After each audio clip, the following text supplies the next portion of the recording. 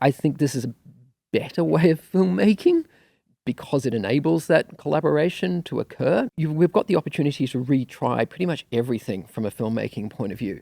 How we go about doing things, how we go about lighting things, how you go about setting and framing shots. Everything can kind of be reconsidered. There was a lot of perception when virtual production first came out that it was going to be the death of green screen, it was going to be the death of location, it was going to be the death of VFX post-production, and that was all garbage. It was complete nonsense. I remember just looking through the monitors and going, that just looks gorgeous, because it created this real, this sort of beautiful feel to it. And I think that's what we're kind of looking for is, how does this frame make us emote? How does this frame make us feel? If we feel something, then we've achieved our mission as filmmakers, as storytellers. That's always what we're looking for.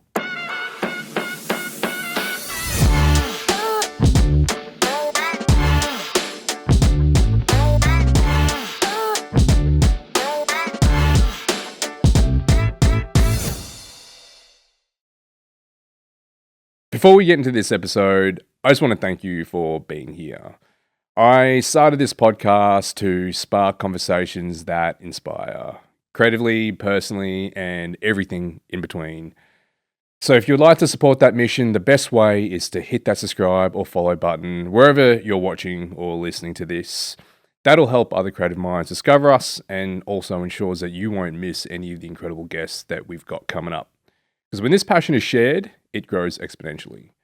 So thank you, and now let's get stuck into it. We are on location at Dreamscreen, the first off-site podcast episode production that we have here. And how did it feel setting up, outside of your comfort zone?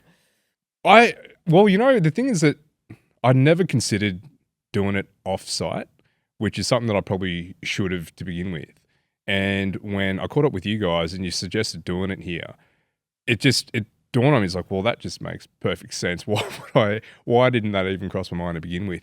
The setting up was pretty easy, relatively, I guess, right? Yeah. Like you were here for it. That seemed relatively simple. You didn't make too many mistakes. No, well, when I first started this was from the lounge room. So it meant that every time someone came in, I'll have to set up and then pack down and set up and pack down for every episode. So I figured out a way to really streamline that process and to simplify all the little bits and pieces just to not overcomplicate it. And then that just stuck with me. I kind of like to keep things simple, as you say. Everything just comes in a couple of bags. Yep. And a truckload of furniture. Yeah. I think it's important when you're doing that sort of work, particularly in a home environment, because there are multiple considerations about the space. You've kind of got to be aware of who else is using it. Yeah, well, the home was great initially when it was the three of us. Then when we had our babies, like I can't record. I was like, we have very small windows of when we can have people over because the baby will be napping around those times, and it just wasn't practical to keep on going. And it was something that I thought, I wanted to see how much momentum I could get with doing this, which meant having to level up the production.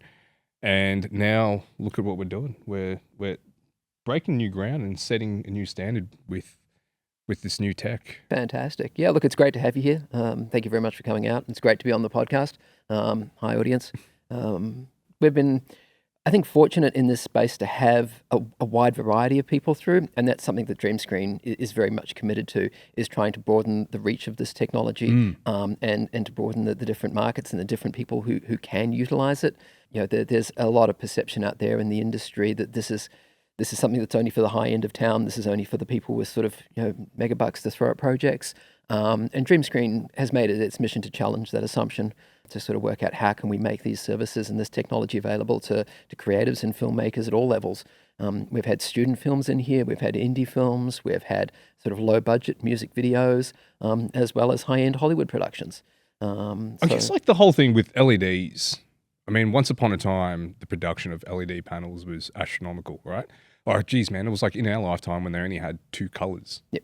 And then when they introduced the blue, then that changed everything.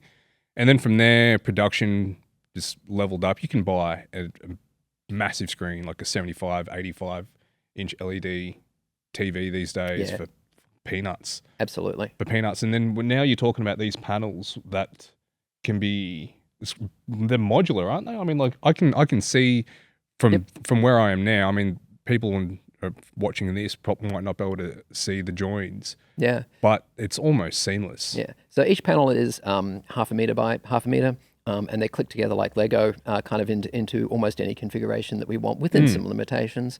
But as you were saying, there's a huge amount you can do with even small versions of this. It doesn't need to be a big stage, though. Hey, we're always happy to bring clients in and get them to work here.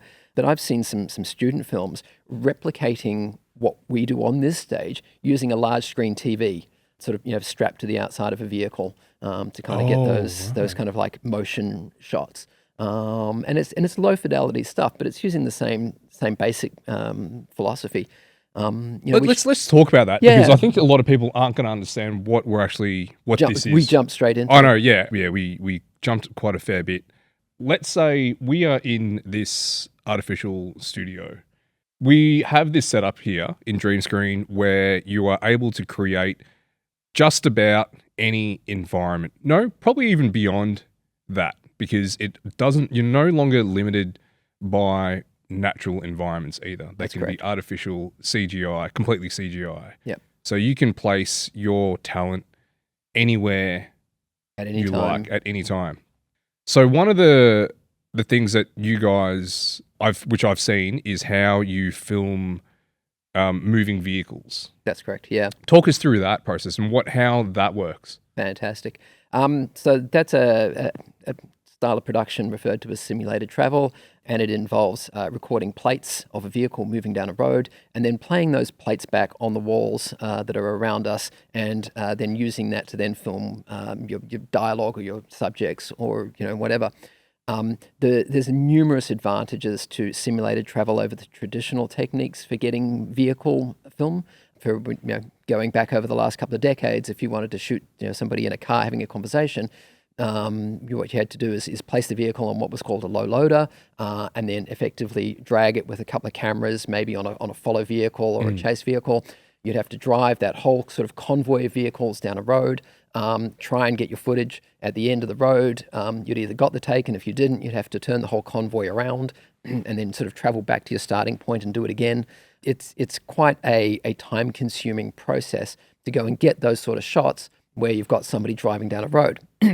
The advantage to doing it in a studio like this is that resetting to the beginning just involves us taking the playhead back to the start of the clip and running the plates again. What the LED walls do is they wrap the vehicle in light. So in addition to that motion you're seeing through the car window of the trees going past or the city going past or whatever, we're also bouncing light off the mirrors, we're bouncing light off the paintwork, we're surrounding the vehicle in the natural light of the environment. So you're able to get great reflections and really get a believable image. The other thing that we typically do for simulated travel is we'll usually have an overhead projection of some sort so that you can get reflections in front windscreens of trees going past and up the windshield. That's a really common one. So it's all about sort of creating that illusion of a vehicle moving somewhere or any kind of movement at all.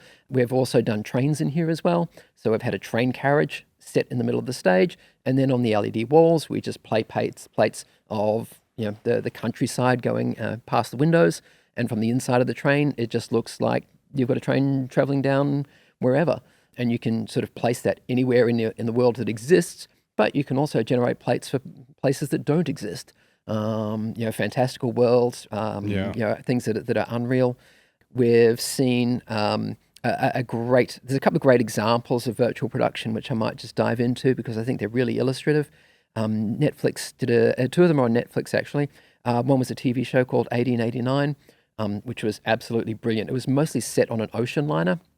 So they had a really large stage where they built a set of an ocean liner, and then they just sort of wrapped it in this LED walls that had the ocean.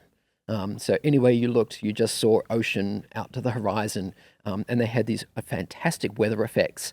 So they'd have storms rolling in and clouds, and then rough seas, and then calm, and it was all just sort of playing out live on the LED wall, and the cameras on the set could just point anywhere they wanted.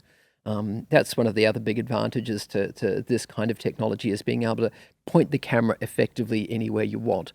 We're a little bit limited on the stage that we've set today, but for a production shoot, we would try and offer a solution where the DOP wasn't restricted. The DOP could come in here and go, actually, you know what? I want to have a bit of a play with this camera angle or that camera angle, and we'd make sure that the LED walls were supporting that. And you don't even really need a big space. I saw a video of, what was it? I think it was Severance. Oh, yes. Someone, they replicated the intro for Severance. And that completely messed my brain, the way that it worked, because you had the talent that was in the middle, and instead of the talent having to move around, they shifted the background and the camera with that. And that I was absolutely mind-boggled how that level of choreography, the dance between the talent and the camera person, and having to align that with the background, and it really does open up all the different things that you can do. You're not limited to any space anymore. You could film effectively in a very, like, even this is not a small space, but you could use this space and you could then simulate something that is very grand. You could quite comfortably do that ocean liner in here, couldn't you? Yeah, we've actually done some ocean testing in here for various other projects, and it looks really good. That kind of environment. No, but this is the thing with this level of production, is that it's just get to a certain point where the technology has reached a point, not just in the capabilities, but cost is a big one. And allowing for production houses like yourselves to put something like this together, to a lesser extent, it is still somewhat obtainable for the smaller content creators even. Well, let's say they can't see it here, but we're flanked by two other panels that we're now just using as floodlights. That's correct. But something like that, you could quite comfortably just set up your own, like even a podcast production, instead of having to go the full hog with something like this. I think there's a lot of opportunities in that space for smaller stages, for even down to personal stages. One of the things that we have seen, and this is getting a little bit onto the boring / tech side of things, let's do it. I love that. Is the advent of virtual production has actually jump-started LED technology a little bit. It was sort of stagnant there for a while because the major drivers of these panels was the event space, sort of concerts and stadiums and things like that. And there wasn't a lot of advancement because it was kind of doing everything that a stadium needed. You were able to sort of light up a wall at a stadium, at a large arena or something, and have it projecting images, and it all kind of worked. There wasn't really anything driving the advancement of LED technology on this kind of scale. You were getting advancements in the consumer space, more around sort of OLED TVs and things like that, but not on the big scale. And when virtual production came along, and this is sort of going back to about 2020, 2019, the LED technology that existed at the time actually wasn't really suitable for filming. It had artifacts and a whole bunch of other issues. And as virtual production became more popular and more prominent, the LED manufacturers found that they had to kind of up their game a little bit in terms of the responses of the panels and how they were constructed, because film has quite heavy demands. The biggest one, I think, is the internal refresh rate of the panels. So prior to virtual production, most panels would refresh at an internal rate of around 3,000 hertz. And that was kind of like the industry standard. You bought, a high-end LED panel, it would tick at that rate. But that wasn't good enough for virtual production. These panels that we're surrounded at now have an internal refresh rate of about 8,500 hertz. So that's their internal tick. And then there's some panels that have just come out now, which is, once again, being driven by virtual production, that are now internally refreshing at about 16,000 hertz.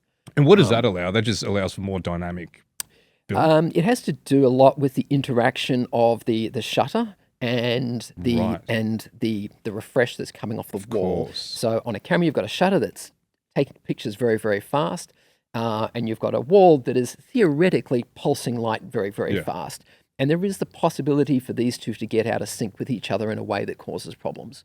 The faster the LED wall refreshes, the less chance of it interacting with the camera shutter in a way that's undesirable. And that's kind of what that comes down to. The faster we can tick these suckers, the cleaner and the clearer the image is going to be recorded by the camera. So that's an advancement in the technology that's being strictly driven by cameras, by the way they work. And we're actually seeing the inverse also happening now as well, where camera manufacturers are actually starting to include design elements specifically for shooting against an LED wall, because it isn't something that cameras have had to do very much of. But now the virtual production is the thing. We're finding a lot of them are actually including smarts to actually analyze the image that's coming off the wall and automatically adjust their timing to suit, because the camera can actually detect the pulse itself. So that's only stuff that's just hitting the market like right now, where cameras can actually sync themselves to the LED wall themselves. That'll be quite pertinent with productions where they're using full CGI backgrounds that are moving, the parallax moving with the cameras, right? Yeah, and that's something we haven't spoken much about yet. So actually, we might just roll some plates if we can, Bridge, while I'm going through this. All right. So one of the... what do we got coming up here? Yeah, so there we go. There's a quick background change for you. Everything that we're going to be showing today is what we call plate work. Plate work is simply still or moving images that we run on the walls and then frame to camera. It's very cost effective, and you can get amazing results, and you can achieve a lot with it really, really quick and easily. The other side of virtual production is what we call ICVFX work, where we're using a game engine, Unreal in most cases, to go and generate content in real time and project that content onto the wall. And for that, we use a camera tracking system to track the location of the production camera in the stage. And you'll often hear this referred to, stages like this referred to as a volume. If you kind of go back a little bit, the name volume actually comes from the space that the camera can move in and be tracked. Right. It's a volume of space, and inside that volume, we're able to locate the camera millisecond by millisecond, and then take that data and send it over to the 3D engine and go replicate that digital camera in real time. So it's that volume that you can safely work in. And that's, these days, these stages are usually referred to as volumes, but that's kind of where the name comes from, is that tracking region where you can follow a camera around safely. It's scary to think where this can go in terms of how much of the imagination it really unlocks with filmmakers. And to what you were saying earlier, especially with more the budding filmmakers rather than the big production houses. Because in most cases, we'll just say that a production is going to be limited by the money. Yep. The money is going to go to a lot of travel costs, even the set, and that is largely mitigated with something like this. To a degree, yeah. So one of the things that we've kind of spent a lot of time in over the last couple of years is sort of honing the craft of virtual production. So worrying not just about the elements that are going on the wall, but then how they integrate with the overall image that the cinematographer and the art director and the director are trying to put together. And one of the things that we're always talking to our clients about is how we do that integration. Set dressing is hugely important. Lighting is hugely important. There's a lot of just traditional filmmaking disciplines that translate directly onto an LED stage. It's kind of a false assumption to assume that the LED wall is going to do sort of 80% of the work. It's going to do sort of 30 to 40% of the work. And then, another 30 to 40% is going to be your lighting, and another 30 to 40%, give or take, is going to be your set dressing and your framing and all of these other elements. The great thing about these stages is that they're collaborative. And filmmaking is a collaborative process. It's about people from different disciplines coming together to try and create a narrative, to tell a story, to give a message across.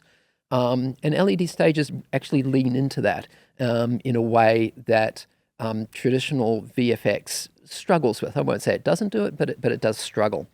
How has that changed now? Because when you have something that is quite revolutionary, and this is revolutionary when it comes to filmmaking, how has it changed from how things have been done traditionally?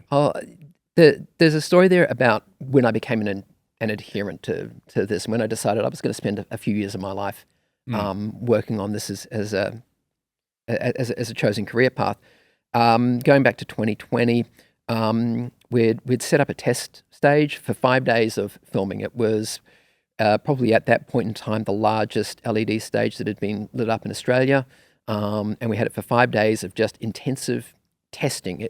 There wasn't anything that we were delivering for a client at that point. It was simply just us as a company and a whole bunch of people, a big crew, kind of working out what we could and couldn't do. And I remember a conversation going on that I was kind of like, I was on the periphery of. I looked over across the stage, and the director, the cinematographer, and the VFX artist who had built the environment that we were about to shoot on were standing in the middle of the stage having a conversation about the shot that we were about to do. Now, that is a conversation that, if you know anything about visual effects post, doesn't happen. You don't get the VFX artist, the director, and the cinematographer talking about a shot. It's just very, very rare that it would ever happen that way, just because of the nature of how that process works out. And as the conversation unfolded, the director turned to the VFX artist and said, "This is what I want to get out of this shot." And the VFX artist kind of went, "Okay, look, I can give you about 70% of what you're after, but I'm going to have problems over in this area over here. It's not going to work." And the cinematographer turned around and went, "It's okay. I can frame around that. Don't worry. It'll be fine." So the VFX artist went back to their desk, and 5 minutes later, we had the shot. And having come from a VFX post background, that interaction blew my mind. To see the VFX artist going, "No, I can't give you exactly what you want," and for the cinematographer for then to go, "It's okay, we can work around that and it'll still work," and for the director to then sign off on that, it's just not the way that pipeline works. And I remember watching that, and my head was just blown away by that exchange and that interaction and that possibility for how this could work as a collaborative process. And that was the moment where I kind of went, "Okay, all right, there's something here. There's something worth spending some time in." And that was where I thought, "Yep, let's make this something that's going to be a few years worth of my career and find out what else we can achieve." So it's pulling in different personnel to contribute to different ideas. And when you talk about collaboration, filmmaking is pretty ridiculous when it comes to that. It has to be. Has to be, right? It just has to be. Like when you're looking at, for someone who's just a layperson, like myself, at the end of a movie and you're going through the credits and you're seeing hundreds upon hundreds of names and every one of them has an integral role in putting a film together. Mm. And to think with something like this, what has this superseded? What now traditionally is no longer required or has deviated from how it has normally been done, as in the typical roles or responsibilities? Sure. So the answer to that question is actually not too much. Yeah. In terms of market penetration, I think simulated travel is the only one where it has really clobbered. Driving vehicles up and down roads to go and get shots is not cost effective anymore. This can yield, identical if not better results. And the answer on all other aspects of filmmaking is it's just another tool. It's just another way of telling stories. There was a lot of perception when virtual production first came out that it was going to be the death of green screen, it was going to be the death of location, it was going to be the death of VFX post-production, and that was all garbage. It was complete nonsense. And anybody who worked in virtual production, which we were, knew it was complete garbage. But we kind of wound up in this unfortunate tech hype cycle, where there was a lot of people who were making claims about what virtual production could do that were clearly from people who weren't actually involved in doing it, because anybody who was involved in doing it knew that wasn't accurate. So I kind of want to temper that down a little bit. Well, talk me through it. Why would it not be able to fulfill expectations like that? Because different filmmakers want to achieve results in different ways. Yeah. And there are certain things that virtual production enforces on the filmmaking process that don't work for all filmmakers. One of the key things that it does is it takes a lot of what we call post-production and moves it into pre-production, because you have to have a lot stronger vision in terms of what your final outcome is, because you're going to generate those environments, you're going to generate those plates, you're going to go through that creative process before you film. Right. So it's actually just kind of taking that process and bringing it earlier on. That's correct. Now, a lot of filmmakers, particularly these days, don't work that way. They will go, okay, we're going to get our shots first, and then I'm going to decide what's going to go in the background later. Yeah. Because that's kind of the workflow. And that's what That's what happens in VFX post a lot of the time. And that's why that interaction was blowing my mind, because usually VFX artists are working on a project months, sometimes years after the camera has finished rolling, after the cinematographer and the art director and all those people have long since finished on the project and moved on to something else. And there's a bunch of VFX artists that are working away trying to complete the process.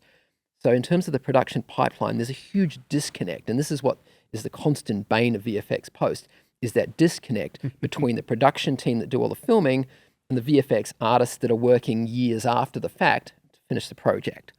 And they're never really consulted early on. No. Well, to a degree. So, particularly on a large-scale production, you would have some engagement between a VFX supervisor, for example, and a cinematographer. But then once the shooting is done and the plates are all handed over to the VFX artists, the cinematographer's long gone. They've moved on. The art director has long gone. The production designer's moved on to their next project. And all these VFX artists are there trying to continue to carry on that vision. There's no direct interaction. So just kind of to dial back, it certainly has not been the death of green screen. It's not been the death of location shooting. It is another tool. And it's another tool that can be deployed to yield great results. But, there's always going to be a need to shoot on location. There's always going to be a need to shoot green screen. We've shot green screen in here from time to time. And just when it's needed. actively had these as a literal green screen. Yeah, in actual fact, it works really, really well as a green screen studio. Actually, I'm going to put our stage operator under the pump in a moment. Hey, Bridge, can I get a green card? Ooh, shit. We'll give her a moment or two to work that out. So we've done a bit of that in here when we're doing particularly like wire removal. So we have an overhead truss that's rated for hanging actors off. And sometimes they need to do wire removal. So we'll go and put like a green card up. And what we do is we put like a very small, we call it a halo. And it's just a very small patch of green that just fits around the talent so that you can key them out. So you don't get huge amounts of green spill. You still get the environmental light. You still get reflections in clothing, in glasses. You still get all that beautiful wraparound, but you just get a very small area that you can key off. And as a keyable surface, it's actually, it's perfectly lit, it's smooth. You don't have to worry about wrinkles in the fabric or anything like that. So it's a perfect keying surface, and it actually works really well. I don't want to talk about this too much because it tracks final the pixels talent? in camera. So there we go. Bridget's putting a card behind us now. So we would just drop that, snug it in really tight behind the talent, so that they've got just a very small halo, and that's your keying surface. So the answer is, as I said, it's a tool. And like any tool, I think there's this old adage of if all you've got's a hammer, then every problem looks like it needs a hammer. This is a tool that can be applied for different uses. And in some cases, it's not an appropriate tool. And we talk to our clients to go, you know what, for what you're trying to achieve, this may not be the best way you can go about doing it.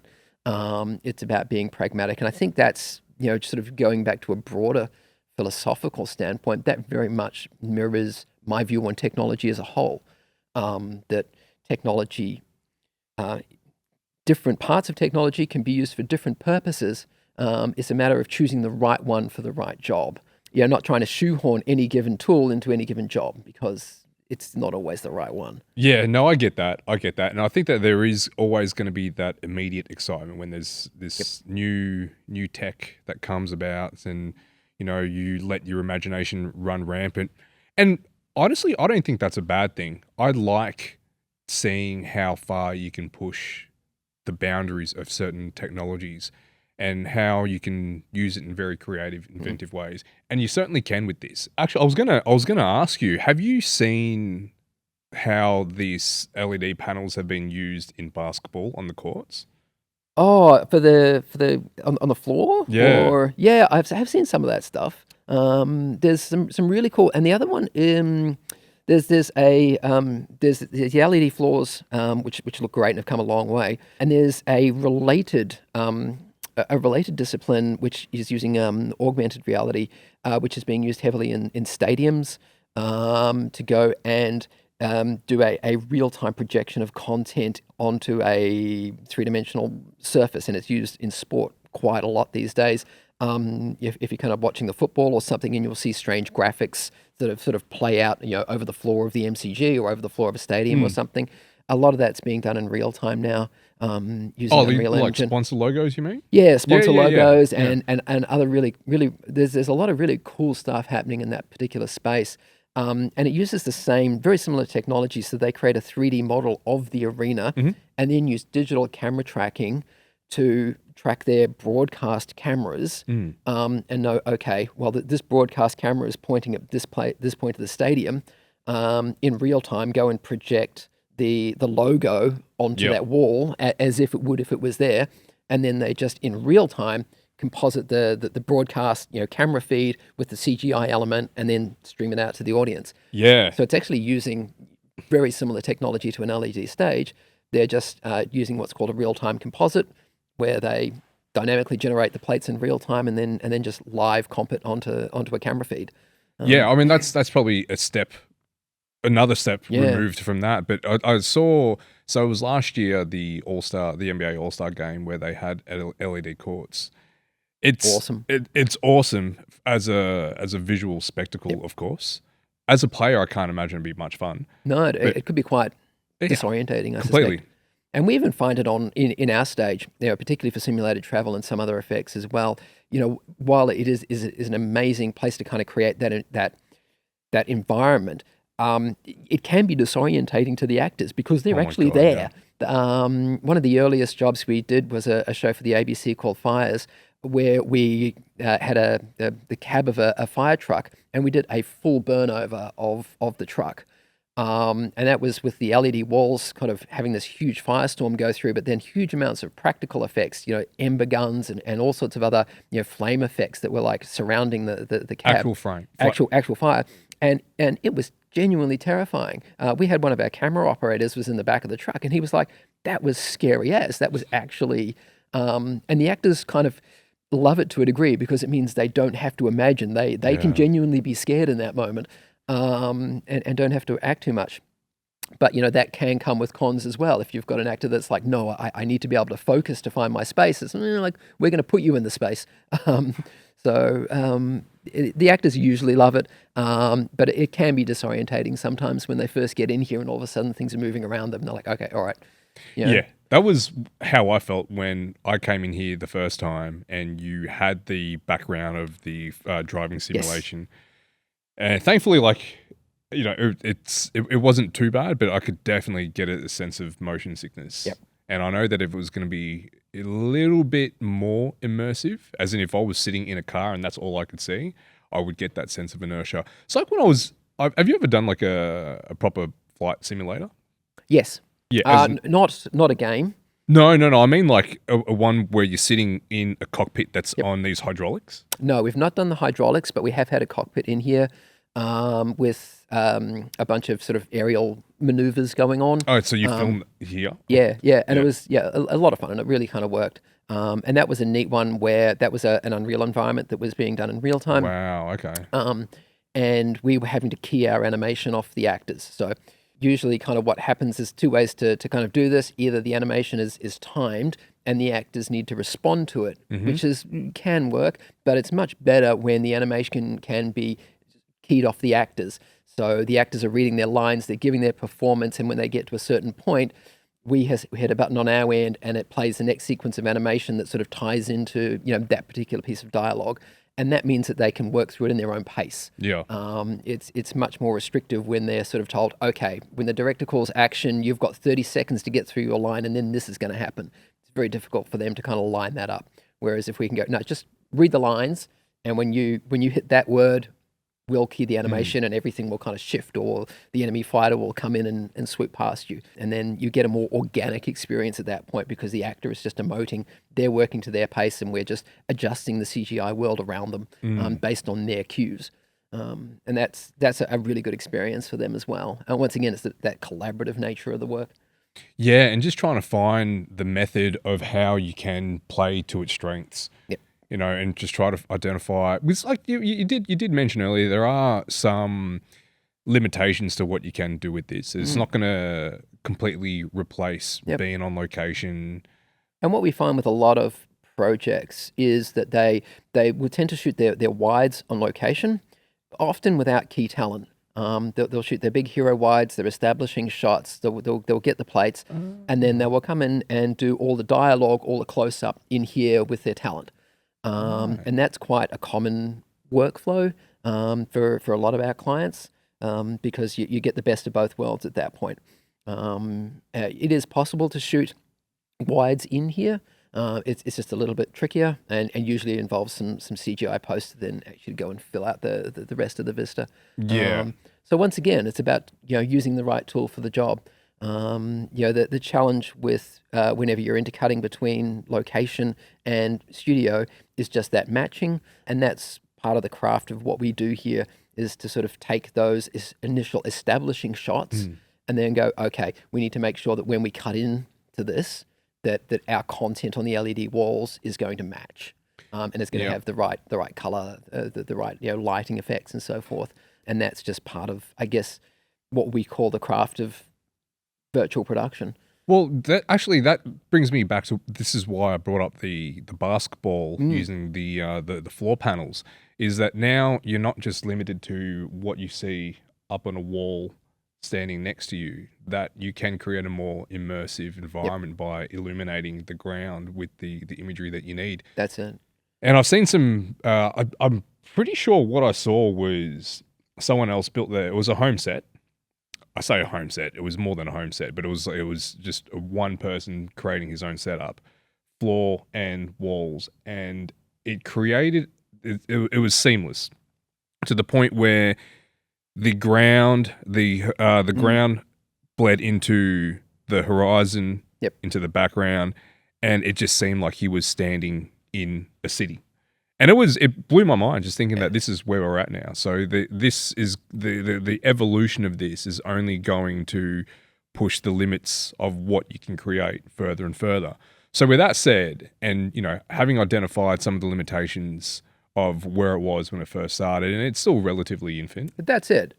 And it's kind of a good thing, a blessing and a curse sometimes. It's one of the most exciting things I think about working in this particular space right now is that it's opened up such a huge sort of array of opportunities from a filmmaking perspective. And it's one of the things we talk to, particularly once I start talking to our educational partners, is that we've got the opportunity to retry pretty much everything from a filmmaking point of view. How we go about doing things, how we go about lighting things, how you go about setting and framing shots. Everything can kind of be reconsidered.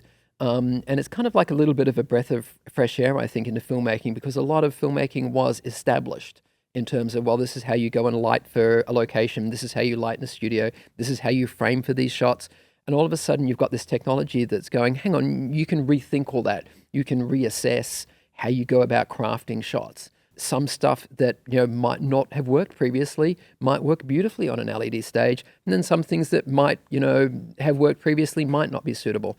But there's this, particularly over the last couple of years, it's been great just experimenting, just trying different things, seeing what works, seeing what doesn't, being pleasantly surprised by, oh, you know what? That really freaking worked. I wasn't planning on that shot looking good, and it looks $1 million. Great. Give some examples of that working out. I think one of the ones that really was awesome for me was the ocean stuff that we tested in here. That was certainly some shots. We had some brand new cloud systems that we were rolling in, and some really fantastic lighting. And I remember looking through the lens, going, "That has no business looking that good." Sort of just beautiful stuff out to the horizon. I think that was a really nice one. A lot of it, I guess, is a little bit more subtle. We did a short film in here a little while ago for a short film that is about trying to raise awareness of the struggles that young children going through when their parents are getting divorced. And it was about this child escaping into a fantasy land while her parents were, having an argument in the next room. And it was just this beautiful sort of soft moments of this young girl kind of leaving her real world behind and stepping into this fantasy world that she imagined. And everything just had this kind of like soft glow and glisten about it. I remember just looking through the monitors and going, that just looks gorgeous, because it created this sort of beautiful feel to it. And I think that's what we're kind of looking for is, how does this frame make us emote? How does this frame make us feel? If we feel something, then we've achieved our mission as filmmakers, as storytellers. That's always what we're looking for. And it does play into creating things artificially, and the question, I guess, is that there's a lot of filmmakers, purists, that don't want to include much outside of what the camera captures. But then this isn't for them, obviously. Yeah. But then you also have those that want to be able to create things that are unreal, allow us to experience things that we otherwise wouldn't, and just to push the boundaries of that. So with that in mind, knowing where this started off from and knowing where it is now after 4 or 5 years, where do you reckon that this is going to be in the next 5 years? Sure. Look, I would like, I've been working in technology a long time. I like it when technology service provision becomes normalized, when it kind of fades into the background a little bit and just becomes part of the accepted way of working. And I think that's when I know it's been done well.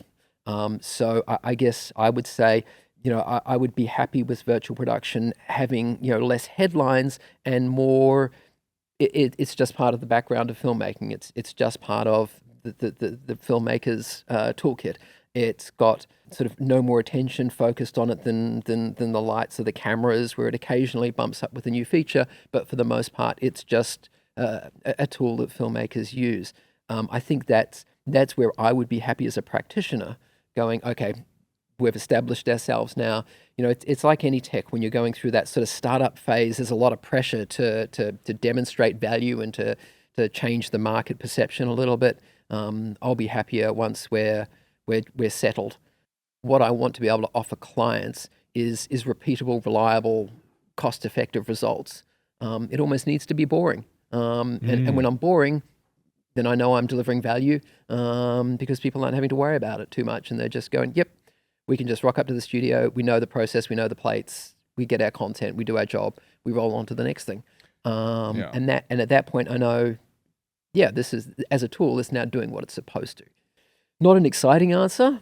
But you're absolutely right. Yeah. You're absolutely right. Like myself, background in design is now we have some tools that were once upon a time, they were game changers, but now they're standard. And that's just how it is. Yep. And they're not the only tool that you have in the kit, but they are a tool, and it's just given that you go to them. Yeah. Are you across the Gartner hype cycle? Go on. I think you're putting a name to something that I'm already going to be familiar with. Yeah. So I think this came out in like 1995, and hopefully we can flash up a graphic or something. But it was a cycle that just sort of tracked new technology going through its various stages. Mm-hmm. And I think the final stage is the plateau of productivity. It's after it's sort of gone through its dramatic ups and downs of adoption, and it just kind of reaches some point where it's a plateau, but it's a productive plateau. It's about utilization. And I'm going to get on my philosophical bandwagon for a moment at this point. For me, what's important in technology is how it's used, how it's applied. And whenever I'm talking about it, I often use the phrase applied technology. Technology can be seductive, particularly for people who work in it and are involved in it day to day. But that's not where its value comes from. Its value comes in its use, how it's deployed. And that's, I guess, where I always kind of want to focus my attention. How is this technology being used? How is it being deployed and applied? Because that's ultimately where its value and its longevity is going to come from. You can pretty much follow any new technology trend through those initial spikes of adoption. Where is it going to wind up, though? That's always kind of where I want to put my attention. At that plateau, there's also an invitation for new technologies to emerge. Yep. So I think the cycle's endless. The cycle is endless. So it depends on how micro and macro you want to look at it as well. Whether or not you want to have virtual production as its own silo or group it amongst a broader, like artificial means of production. Absolutely. And then that dates back to having those matte screens through to this, through to green screens, through to whatever the next evolution is going to be. Yeah. But there is always, when there is that standardization of it, it is also going to be an invitation for new technologies to emerge from that. Yep. And I think that's just how it has to be. That's just how we keep things moving. And in terms of creativity, there's always going to be a subset of people that are reluctant to that change. Probably not even creativity. I think that's all realms of life. You know, once you get to that plateau, when you've found the groove, you've adopted this piece of technology or whatever it may be, you've adopted this A new way of working. a new way of doing Something. anything, of chopping your vegetables even, right? Like you figured out this is the knife. I'm going to use this knife. It's the perfect knife. And then a new and better knife comes out that's going to make your job more efficient. But then it's like, no. Yep. I figured this way out. This is my way. And there are always going to be people that stick to what it is that they have. But they've I don't even want to call them purists because they've drawn a line in the sand because before that line, there was something that was inferior to what it is that they're working with now. Inferior or different. Yep. But they've chosen that this particular point. Probably less efficient if we're going to start talking about technology, because technology is a great one for efficiency. Yeah, it depends on how you want to measure the efficiency as well. I mean, for you guys, this is definitely a big part of it. You are cutting out a lot of inefficiencies, but they weren't inefficiencies before this came around. You know, like it was just what had to be done. You had to go on location. You had to rig up a car with cameras. Yeah, because there was no other alternative. No, unless then the alternative would be to have green screens. And, you know, that cut out some inefficiencies, but it came with some caveats. Yep. And then now you have this, and what would be the drawbacks of this? I mean, there are limitations. I guess space would be one. Honestly, the biggest limitation that we sort of touched on earlier, I think, is that requirement to decide up front what you want to put behind the wall. That is probably the biggest challenge that we face as a service provider, and talking to our clients is going, those decisions do kind of need to be made earlier in the process than perhaps you would be used to. So then that changes the process. Then that just gets them to have to reconsider the method of how they went about. Yeah. I mean, like there's a lot of steps into putting a bit of production together. Yeah, and it very much depends on the. We had it had some guests in here a couple of weeks ago that actually articulated it so beautifully. That this technology and this way of filmmaking works beautifully when the director and the creative team have a strong vision up front. When they've got a strong vision and they know what they want, then this is a fantastic way to go about producing that content. If the director isn't as strong in their vision up front, then this may not be the best approach for them, because this is going to force them to make decisions up front which they're not comfortable with. If they're the sort of director or creative team that is going to say, no, we want to kick all those decisions down the line, then virtual production may not be the best tool for them to tell their particular story. And it's got nothing to do with whether or not it can or it can't technically deliver the outcome. It's got to do with how does that person want to work. And if they want to make those decisions later in the process, then we're not going to be a good option for them. But if they are confident and they do have that clear vision in their head, it's like, okay, we can help you realize that now. As someone who's like pretty far removed from the film industry and that form of creativity, I couldn't imagine that there would be directors or filmmakers that didn't have a clear vision at the start. And it boggles my mind that you are saying that there are some that are just kind of flying by the seat of their pants. I think the majority, actually. Really? Yeah. I think... How do they even start without a clear vision? That blows my mind. I'm making a big generalization at that point, but we're talking about kind of work at sort of the mid to the top end of town, where there is just a huge reliance on visual effects and post-production. Yeah. That is just baked into the workflow at this point. We're going to go and shoot our actors, and then we're just going to work out what's in the background afterwards.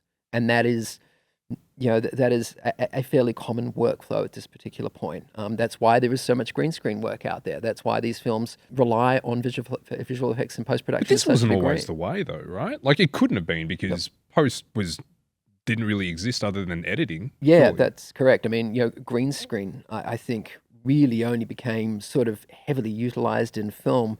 If you kind of go back to about The Phantom Menace, I think that was one of the first ones where it was just green screen the whole way through. Yeah. And George Lucas famously went and said, "Yep, we're going to work out what the background is afterwards."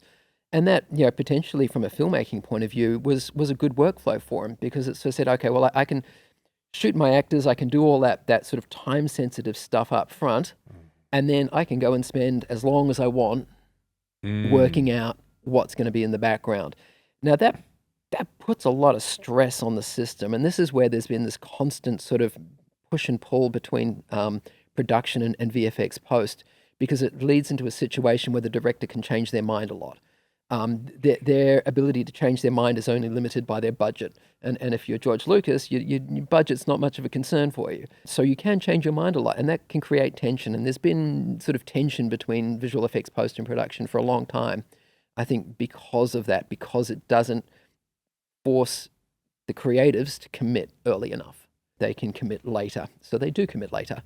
Because let's face it, if all of us have the option of kicking a decision down the line, a lot of us will take that as a free option, or not a free option, but an expensive option, and just wear the cost.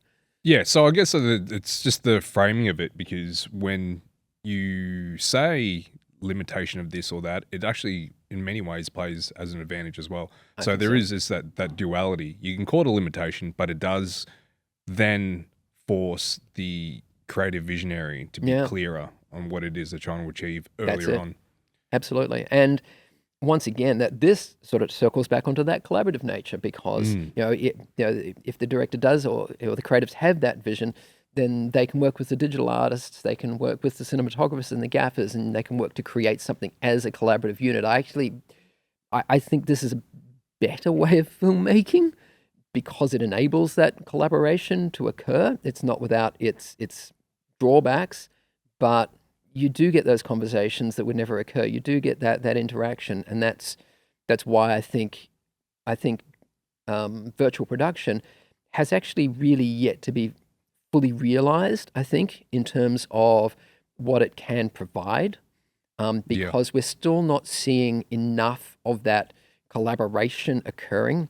And the reason for that is because the technology hasn't been quite there yet. The technology has been going through a lot of growth in its own right, but there's a lot of reluctance, I think, on the part of virtual production practitioners to really expose themselves to that collaborative process, because when you're working in digital, things can go wrong. And Dreamscreen has certainly made this mistake from time to time. We've given our clients too much freedom, and we've given them too much collaboration, and then we've kind of gone, yep, we'll change this, we'll move that, we'll do whatever it is that you want to get this particular shot. And then you look at the end result through the camera and you go, ooh, that didn't work. Yeah, then there's that paradox of choice. And yeah, so we've backed ourselves into a corner on this one. And that's got a lot to do with just our maturity as a discipline. We've only been around as a discipline for about 5 years. And, we're on a set competing with gaffers and cinematographers and directors who have been creating content and using their tools for, 100, 150 years. So we're trying to integrate what we do with disciplines that are incredibly well understood and incredibly well practiced, way beyond the lifespan of the people who are currently doing it. They've got decades of collected knowledge that they can draw on, whereas virtual production has 5 years of collected knowledge that we can draw on. And we're trying to integrate ourselves with those crews, with those processes and pipelines. And that's really scary, particularly for people who work in digital, who are used to being able to go, okay, if I need to relight something, I've got a couple of days that I can go and sit at my desk quietly and relight this asset and show you the result. Whereas on a virtual production stage, you're told, we're going to shoot in right now in 30 seconds, change the time of day. It's terrifying for digital artists, and rightfully so, because it's a huge ask. It does change the mindset where they're no longer working solo or independently. That they are now part of the production, part of a team. And if you've spent time on a film shoot, they are rough places. They are not for the faint. And a lot of digital artists are not, they're not, I don't want to be harsh, but, social skills can be a little bit lax sometimes. And you've got a first AD sort of yelling at you going, we need to roll now. And the cinematographer's going, why isn't this looking right? And the poor VFX artist is frantically working away trying to clean up a shot. It's quite terrifying. So actually, that just got me thinking that, because when you're saying the integration of the process and looking at how things have kind of evolved in filmmaking, that the filmmakers of today, they are learning from the filmmakers of yesterday. Yeah. So they have a particular methodology, particular philosophy of doing things and processes that we've now adopted. And the last, the podcast that will be, that I'm currently editing at the moment, we were talking about the next generation of artists and art collectors. One thing that hasn't been fully realized is the generation that is coming up now that were born in the digital era. Yep. They're a fascinating group. Yeah, and we don't know what that completely looks like just yet. And it's one of those things that we have to then shift the way we think, because part of the conversation we had was on NFTs and the value that they are able to prescribe to digital assets. They were born with a tablet in their hand and they've created with just purely digital means. In some cases, strictly digital. They have never done any kind of analog, anything creatively analog with a brush or a pencil or anything like that. It's always just been by digital means.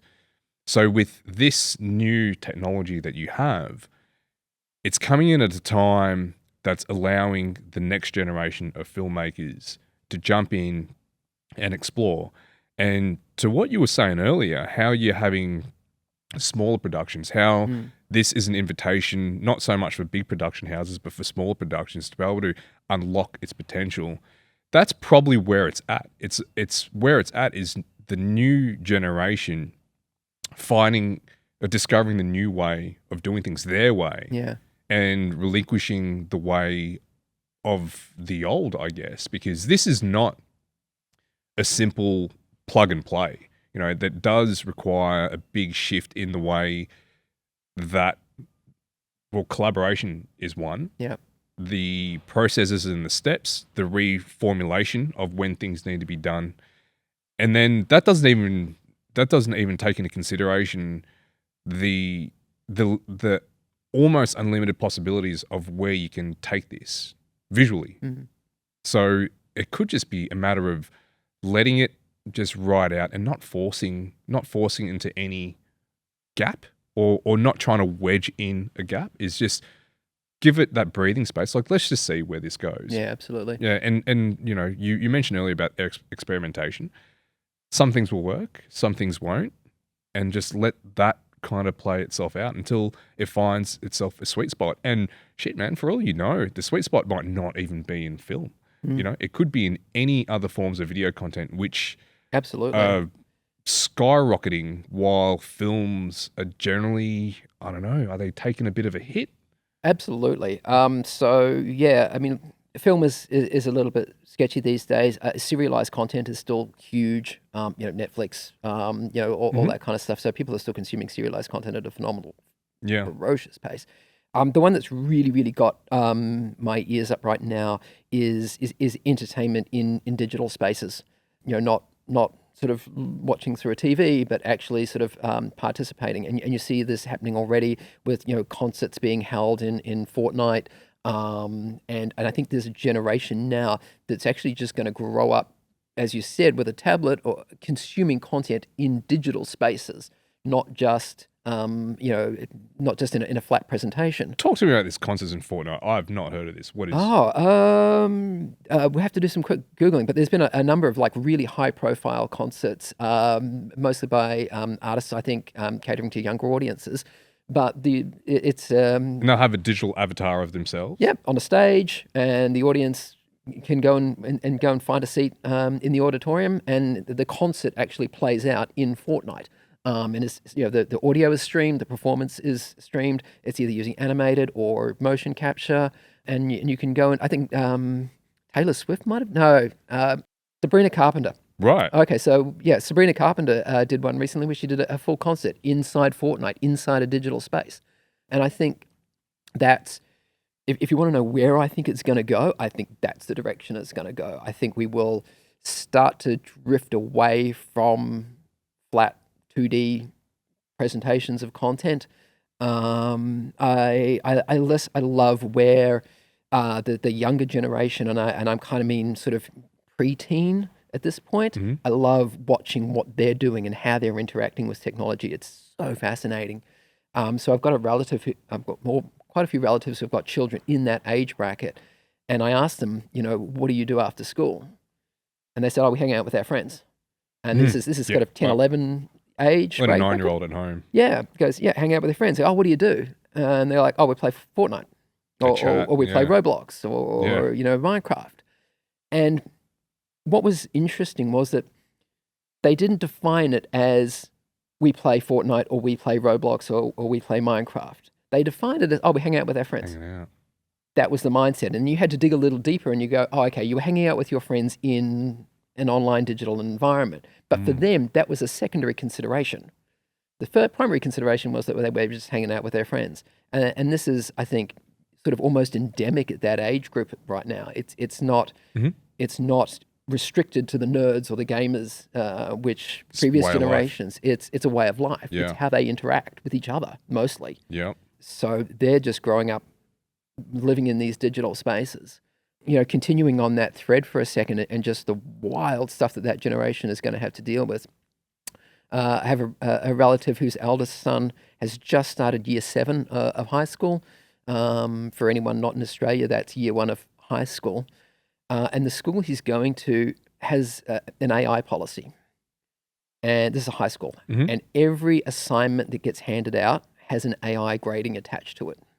Oh. And the gradings are AI must not be used on the assignment. AI can be used to research. AI can be used to deliver.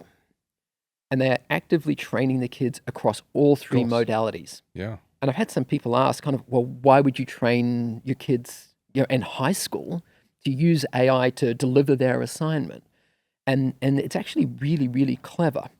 And the answer is because AI makes mistakes. It gets things wrong. It hallucinates.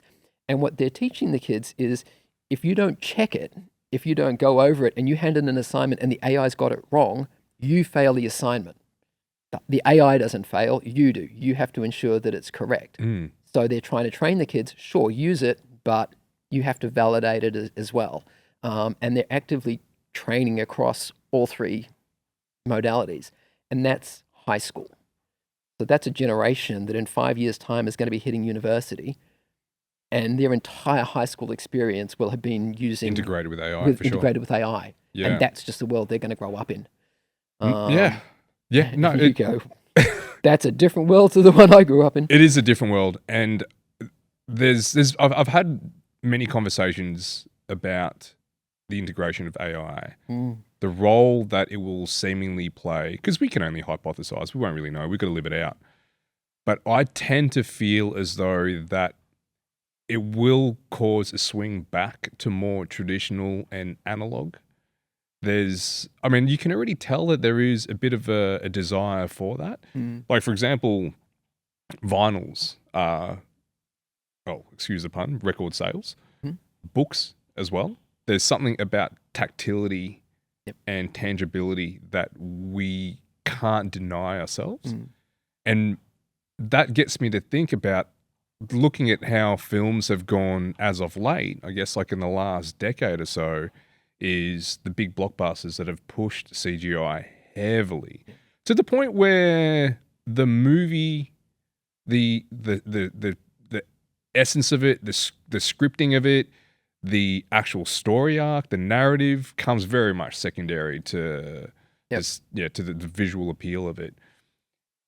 And you get over that. Yeah, like it ran its course. And I feel as though that because we were immersed in that so much, there was still a part of films that was lacking, dearly lacking.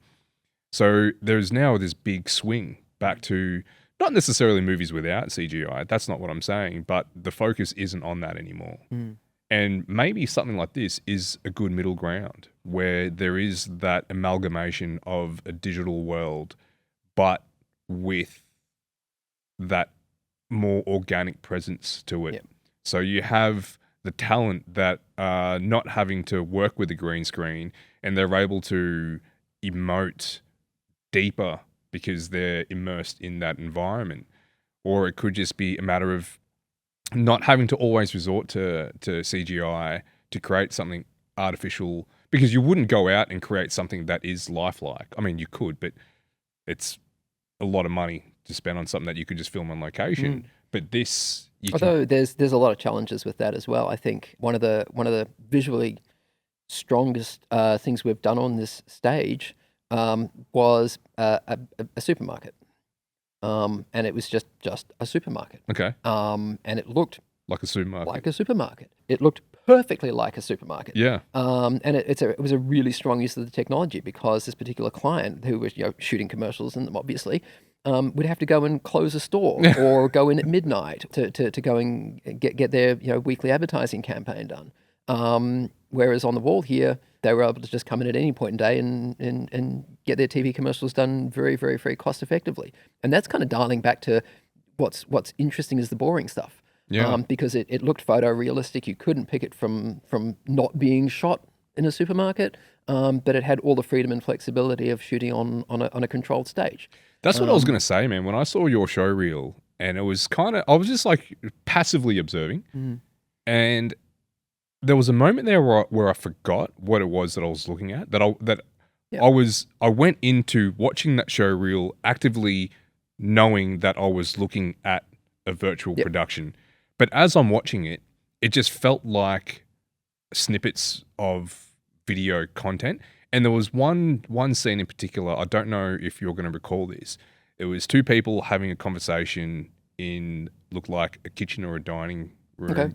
Well lit, quite bright. And it didn't even occur to me that they weren't even in real. Yeah. Yeah. And I was like, oh my goodness, that's when you know, that's where the juice is, right? Like when you're able to blend into the background so much so that it's invisible. Yep. Yeah, it's the old no VFX is just good VFX. And that's how it goes for a lot of design in general when they say that, like good design is invisible design, right? Like if it's jarring to people and they have to question what it is they're looking at, it's like you failed at this point. Absolutely, yeah. If they're looking at an amazing background, then we've got it wrong. They should be looking at the talent. They should be feeling the emotion of the moment. If they're staring at our BG, then no, we've overstepped the mark usually. Usually, sometimes you want to flex a bit. So on that, with that show reel, what I loved about it was just the different array of things that you can do with this background. So one of your biggest industries is advertising. You work with a lot of advertisers, and I guess that makes a lot of sense because they're working on shorter time frames. Absolutely, yeah. So our typical engagement in the advertising sector is usually sort of almost within the 3 to 4 week mark. That's from potentially from first point of communication to shoot. So it's very, very short cycle work. Usually an advertising agency has got a job lined up. They're like, okay, can we do this here? Yes, get us a quote. Great.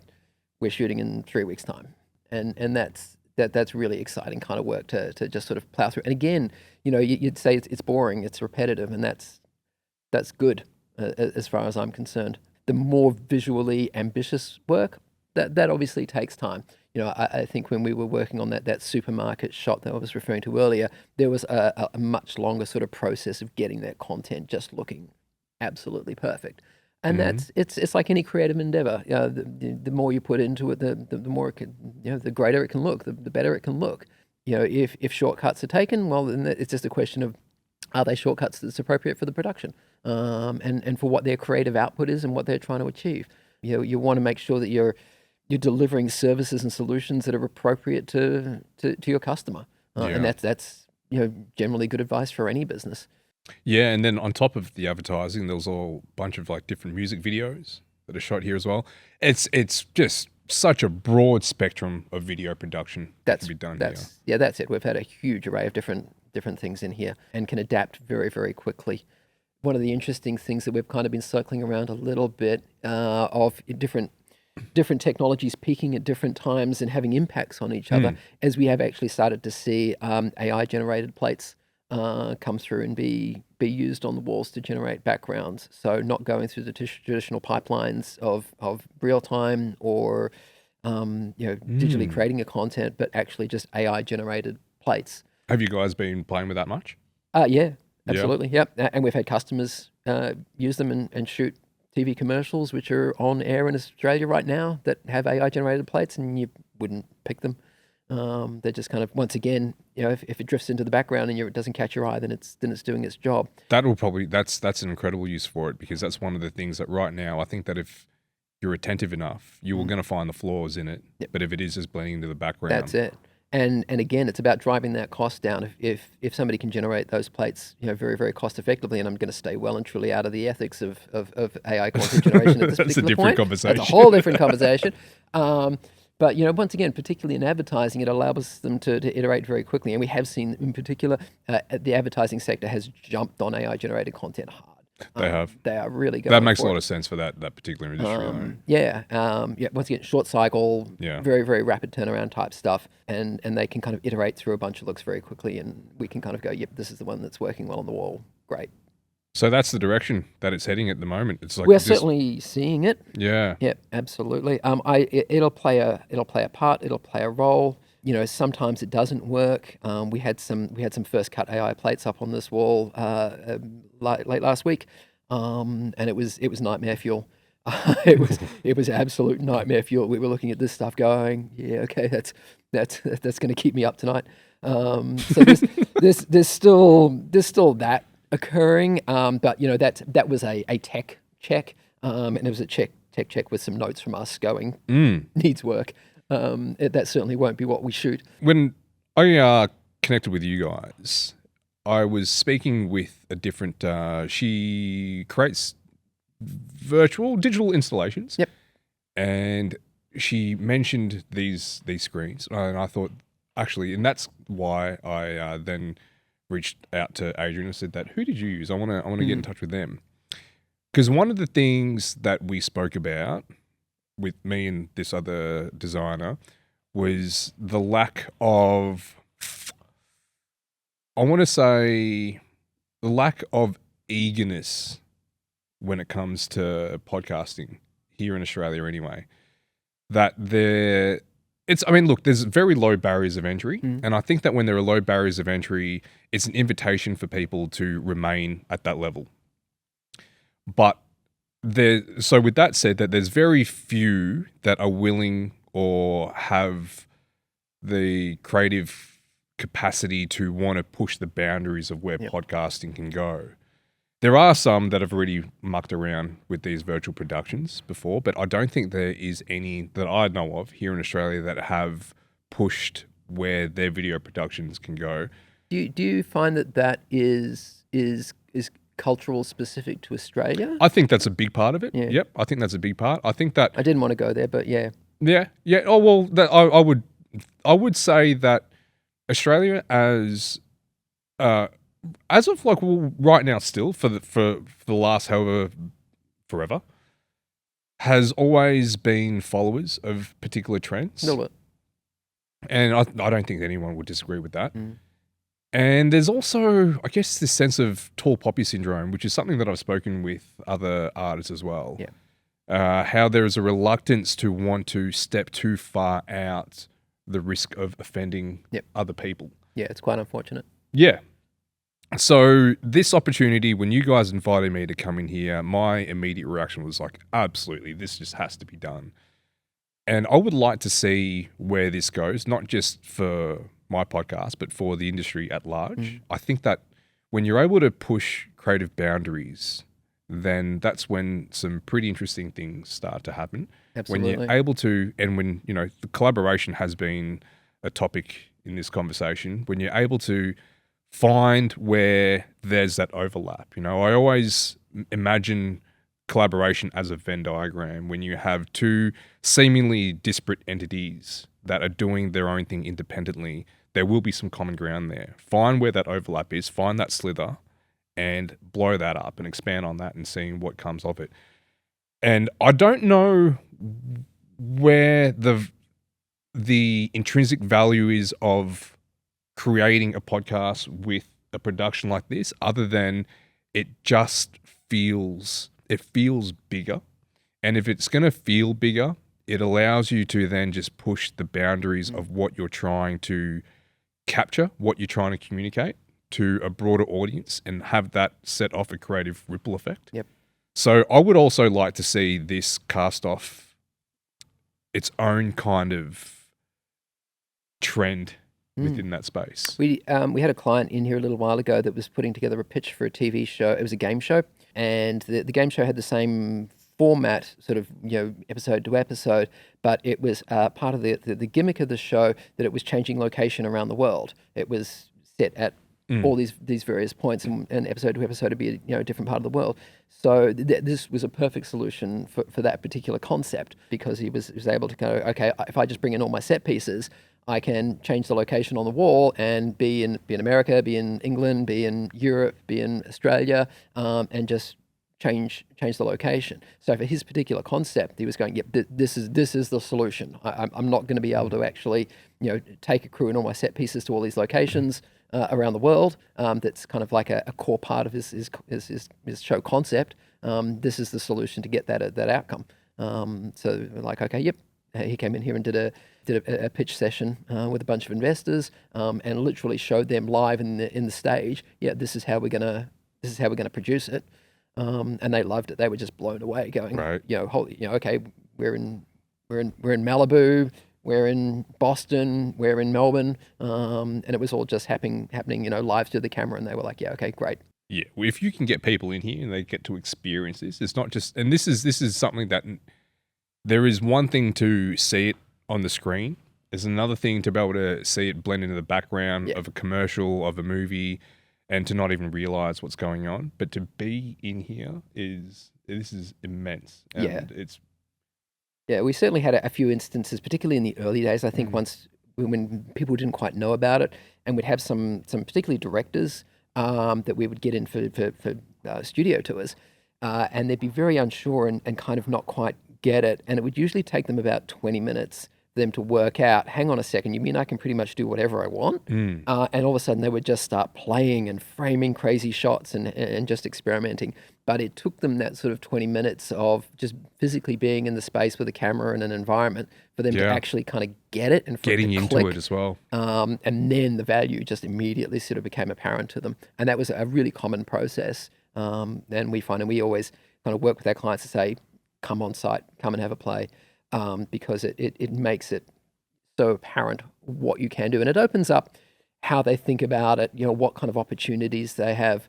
We had another client that came out for just a site visit a week ago, and they left the room going, okay, now my head's buzzing. Yep. Now I'm thinking about all these things that I wasn't thinking about half an hour ago, because there are just so many options at this particular point. And that's what's great about the space, and what's really great for us as a service provider to be able to offer. Yeah, I get it, man. That's exactly how I felt when I walked out of here the first time. Man, I'm truly excited just to see what comes off this. Thank you. I would love to not have this be my one and only time filming in this space as well. I think that there's just so much potential with where this technology goes in all facets of video creative content, and would love just to be, keeping my eye on. Maybe we could do the next one in a car. Oh my God. We could do that. We go for a road trip. That's not a bad idea. Go for a road trip. That's not a bad idea. We could definitely do that. And then we could just step out of it, and we could be wherever it is that we're going to be. We could be on a boat in the middle of the ocean. We'll take you out to Central Australia or somewhere. Hey, okay. That saves me from actually having to venture out there in the heat. Here in scenic Epping. No, but Ahren Morris, thank you so much for having me here, mate. Thank you so much for sharing all your insights. Man, let's just see what comes of this. Fantastic. Best of luck with the podcast, and I hope to see you again soon. Thank you.